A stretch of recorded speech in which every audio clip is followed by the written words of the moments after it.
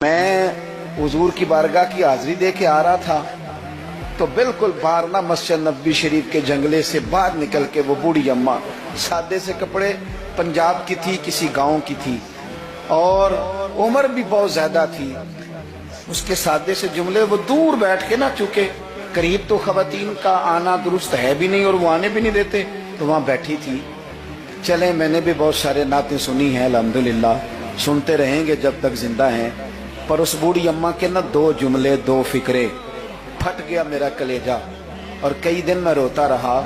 वो अपने लबो लहजे में ना, अपने अंदाज में, सादे कपड़े उसके और सादा पुराना दुपट्टा, और जमीन पे उसी तरह बैठी थी जिस तरह गरीब लोग बैठ जाते हैं रोटी खाने के लिए, मजदूर बैठ जाते हैं। पता क्या कह रही थी, नात क्या पढ़ रही थी,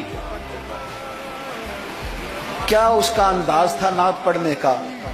वो कभी देहातों में सादी औरतें जिस तरह बात करती थी, हमारी बूढ़ी माएँ इस तरह वो बात कर रही थी और इशारे करके ना मदीने के दरो दीवार की तरफ अपना मजा पूरा कर रही थी। कह रही थी, देखो नहीं देखो, उसका लहजा है, उधार लेके बात कर रहा हूं, उसका लहजा है, उसकी बात है, और शेर में वजन कैसा है और जुमले की तरतीब कैसी है ये शायर बताएंगे।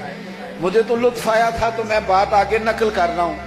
वो कह रही है और वो मतलब अवाम को मुतवज्जे नहीं कर रही, वहां तो है ही कोई नहीं, अकेली बैठी है, अपना ज़ौक़ पूरा कर रही है। और लगता है कि वो ना, मुझे यूं लगता है कि जैसे ना वो हुरो गिलमान को मुतवज्जे करके कह रही है और उसकी आंखों में आंसू हैं। थोड़ी देर इतना रोती है कि आवाज बाहर आती है उसकी, फिर दोबारा बात शुरू करती है, फिर अपने पल्लू से आंसू पोंछती। कहती क्या है, कहती है, वेखो नी वेखो किड्डे करम कमाए सू, मेरे जे गंदे मंदे भी दर ते बुलाए सू। अब वेखो नी वेखो, वेखो नी वेखो किड्डे करम कमाए सू, अब मेरे जे गंदे मंदे भी दर ते बुलाए सू।